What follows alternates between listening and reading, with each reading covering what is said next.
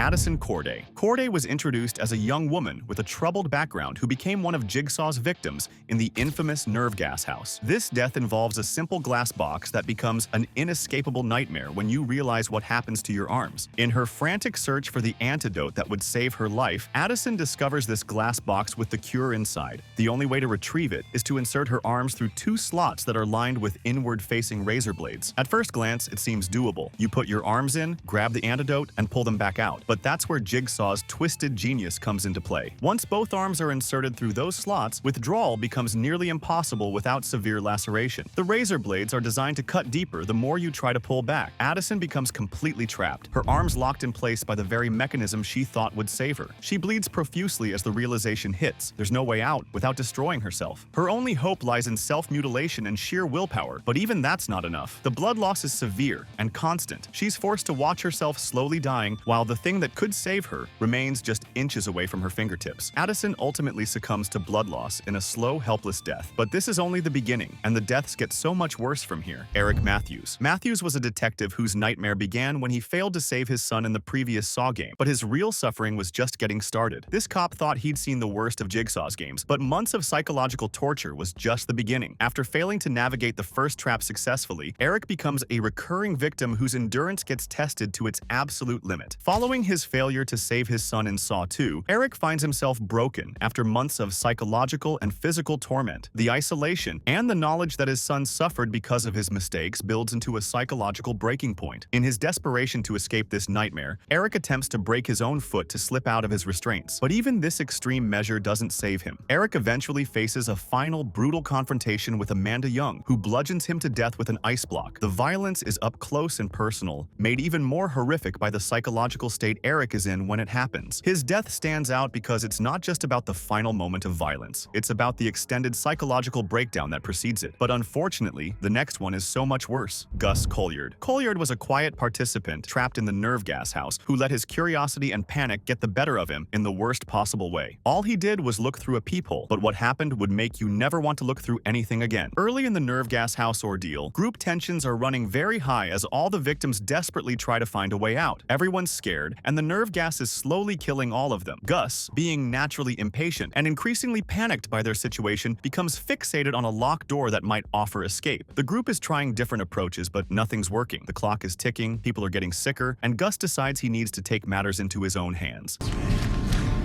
Yeah, fuck this, that's a good idea. No. He approaches the locked door and decides to look through the peephole to see what's on the other side. What Gus doesn't realize is that a revolver has been rigged to fire when the door handle is turned from the outside, but the mechanism is also triggered by pressure on the peephole itself. As soon as Gus puts his eye to that small opening, the gun fires point blank into his head. The death is shockingly brutal. One moment Gus is trying to help the group escape, the next moment he's dead on the floor. What makes this death particularly effective is the anticipation and confusion among the group. They're all watching, hoping he'll see something useful, and instead they witness an instant execution. But it's not as bad as Dina's. Dina was at the center of one of Jigsaw's most visually memorable and public traps, designed specifically to punish emotional betrayal and manipulation. Dina finds herself placed above a spinning circular saw in what appears to be a staged public demonstration. She's positioned between two men who both have romantic ties to her, Brad and Ryan. The setup seems designed to force these men to compete for her life, to prove their love through sacrifice. But as the trap unfolds, both Brad and Ryan begin to realize the extent of Dina's manipulation. They discover that she's been playing them both, using their emotions against them, and creating the toxic situation that led them all to this point. The trap isn't just about saving her, it's about confronting the truth of what she's done. The platform holding Dina begins to lower towards the spinning saw below. In most Jigsaw traps, this would be where the men do something dumb, where love conquers the game. But instead, as Brad and Ryan fully grasp her betrayals, they make a different choice. Rather than fighting each other to save her, they work together to sacrifice her. The platform tilts completely, dropping Dina directly into the circular saw below. She's sliced in half in front of the watching crowd. The death is made especially horrific by its theatricality. This isn't happening in some hidden basement, but in front of witnesses. The betrayal by her lovers, combined with the public nature of her demise, creates a death that's both physically brutal and emotionally devastating. Art Blank. Blank was a defense lawyer with mysterious connections to Jigsaw who found himself in an impossible situation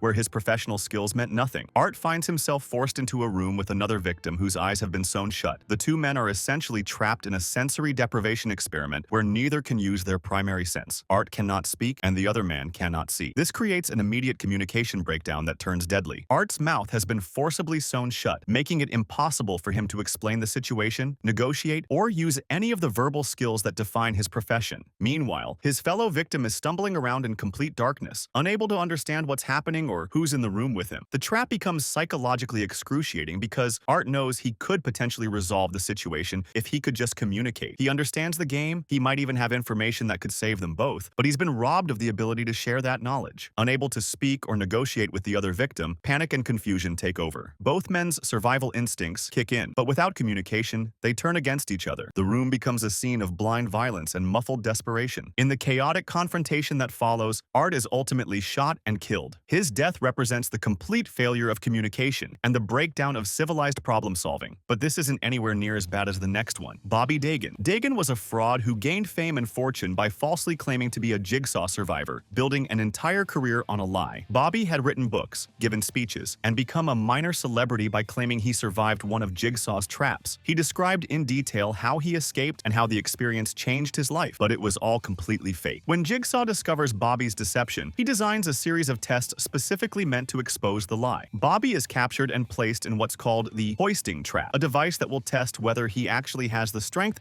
and determination he claimed to possess. The trap requires Bobby to drive hooks through the muscles of his chest and then hoist himself upward to save his wife. The agony of having hooks pierce and rip through his pectoral muscles is absolutely overwhelming. The pain is immediate and intense, but Bobby knows he has to push through it. Bobby attempts the gruesome task, driving the hooks through his flesh and trying to hoist himself up. But the pain is too much, the physical demand too great. He ultimately falls down and his chest is ripped open. Now, while he doesn't die on screen, this is one of the most painful moments in the franchise, and many fans have theorized that he went on to kill himself after all the torture he went through. Amanda Young. Young was Jigsaw's most infamous apprentice who discovered she'd been manipulated all along. I don't mean anything to you. Oh, you mean everything to me.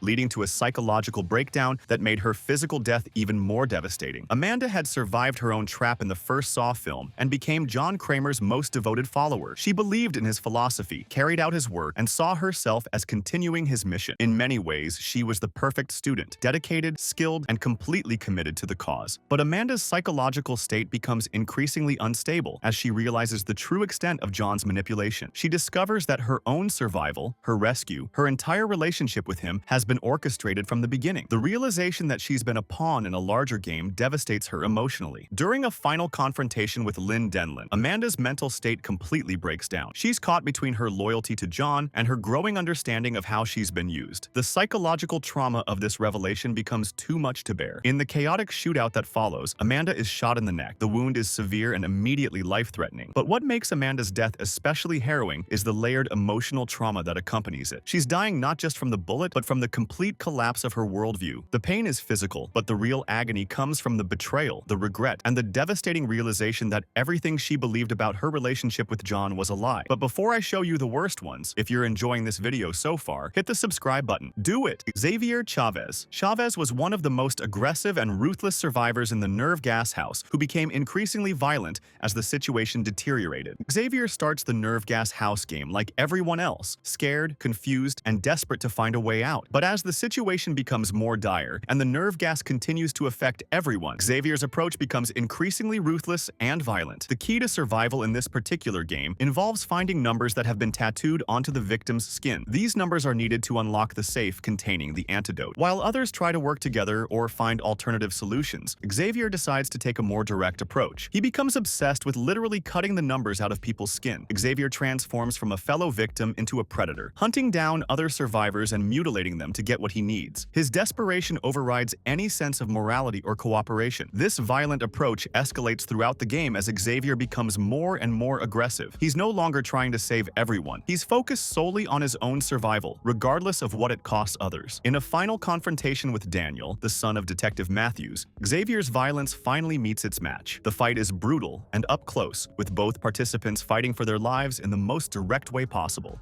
Xavier takes a knife directly to the neck during this close-quarters quarters combat. The wound is immediately fatal, ending his violent rampage in an equally violent death. Laura Hunter. Hunter was trapped in the nerve gas house and faced one of the most drawn-out and agonizing deaths in the entire franchise. Laura is among the group of victims trapped in the nerve gas house, but unlike others who face specific traps or violent encounters, her death comes from the house's primary threat, the nerve gas itself that's slowly poisoning everyone inside. While other victims search for antidotes, fight each other, or attempt to escape, Laura becomes one of the first to succumb to the nerve gas poisoning. She has no access to an antidote and no means of escape, making her situation completely hopeless from the start. The nerve gas doesn't kill quickly or cleanly. Instead, it causes a slow, systematic breakdown of the nervous system. Laura experiences excruciating pain as the poison works its way through her body, attacking her ability to function normally. The symptoms are horrific. Painful convulsions rack her body as her nervous system begins to fail. She loses control of her motor functions, becoming increasingly helpless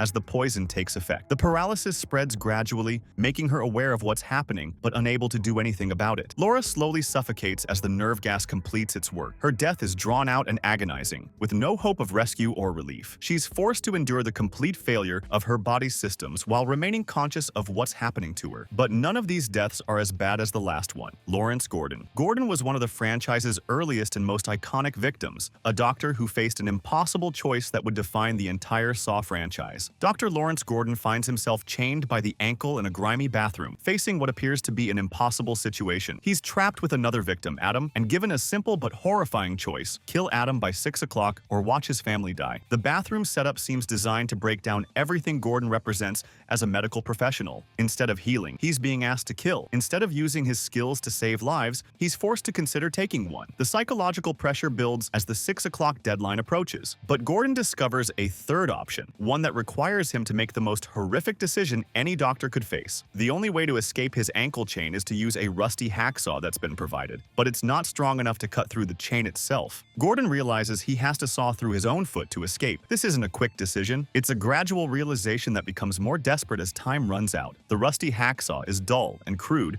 designed to make the process as agonizing as possible. After freeing himself, Gordon drags himself away, soaked in blood and barely alive. Click the video on screen now for the most painful deaths in Alien.